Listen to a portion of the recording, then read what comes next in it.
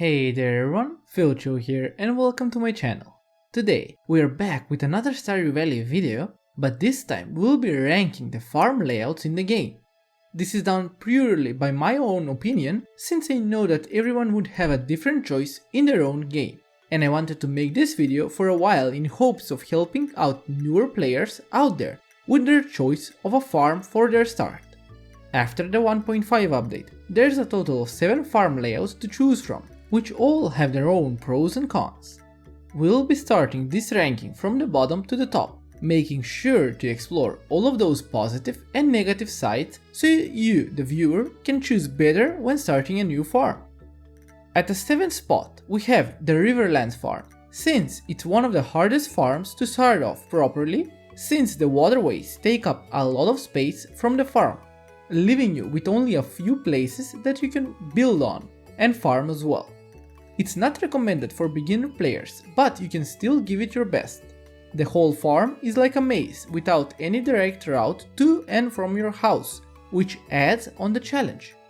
The farm has more water than farmable soil, and it's quite rare and important to plan your layout in advance in choosing where you want to plant your crops, build your buildings, and keep your animals, in order to make a living on that farm.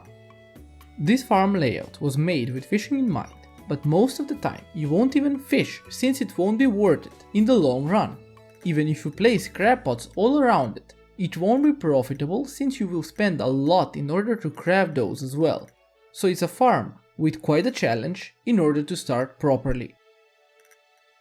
At the 6th spot we have the beach farm. The new addition which was added with the 1.5 patch is also quite low, and only for one reason, and that is the sprinklers don't work on the sand on this farm. It's a really harsh penalty, which takes a lot of your time in just watering the crops on the farm daily, and only because of that reason it's so low on the list. The farm looks amazing and it's quite beautiful. You also can get occasional packages washing up on the shore that can contain random items when you break them. Those can help you a lot at the start of the farm, and their contents are always random. There is also on the bottom left corner of the map a grassy area with a small pond that sometimes forageable items can spawn on.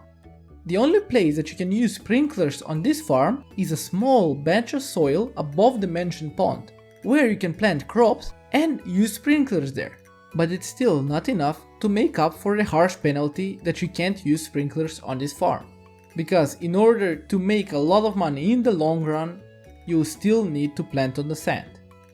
For buildings at least, it's not an issue, since you can place a lot of buildings, and the beach farm is more suitable for keeping animals instead of planting crops.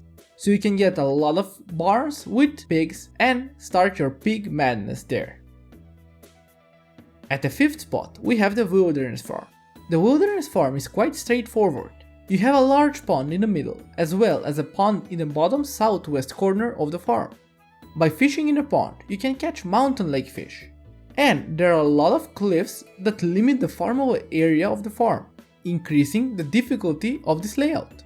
When night falls, monsters can appear and attack you randomly, which most of the time serves as an inconvenience, since there's nothing more worse than just coming low on HP on your farm and getting killed by a monster in front of your house.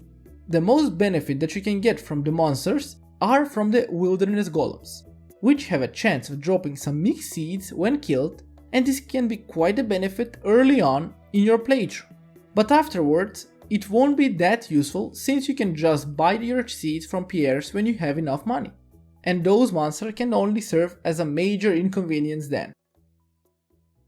At the 4th spot on our list we have the Hilltop farm. The Hilltop farm has a lot of uneven terrain, which also limits the farming space for that farm, but still gives you enough to work with to succeed. Unlike the Riverlands farm, which makes you getting from point A to point B quite hard, this one manages to even out that and lets the player move around freely from multiple points. You have quite a lot of farming space to work with, where you can grow a lot of crops which can help you in making a stable income. The big feature of this farm is the quarry, that periodically produces rocks, geodes and ores which can boost your start with a nice source of periodic raw materials. You need to just note that the quarry produces materials ores based on your mining level.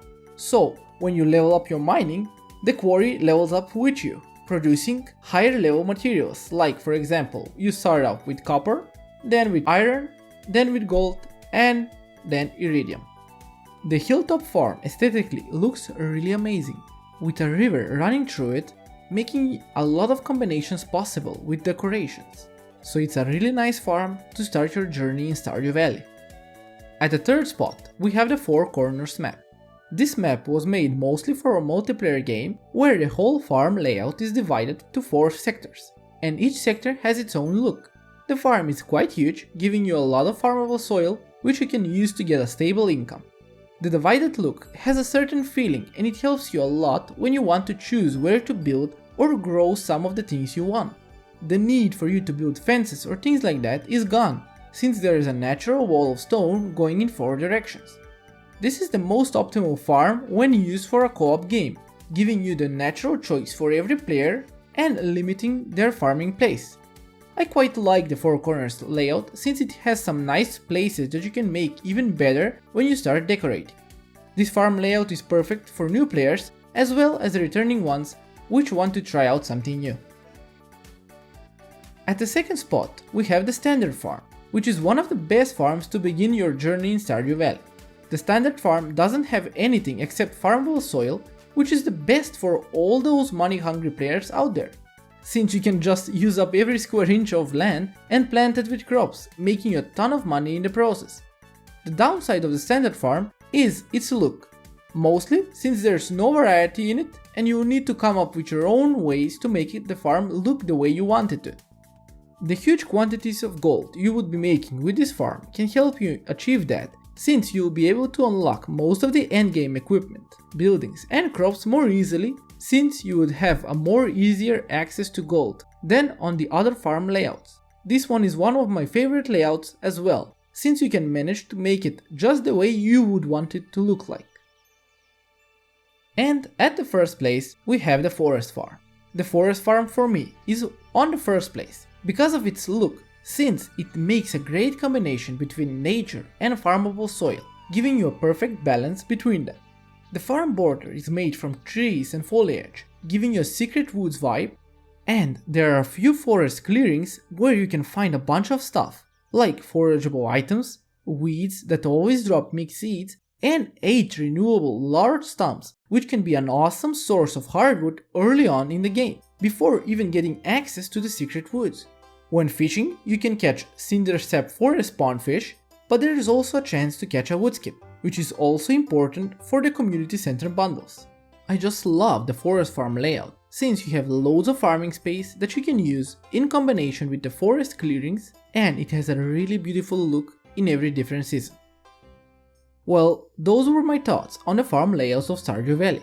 What do you think? Which is the most favorite layout for you? And which one is the one that you have spent the most time on? Please let me know in the comment section below, since I would love to hear your stories about those. In any case, that's all I have for you today.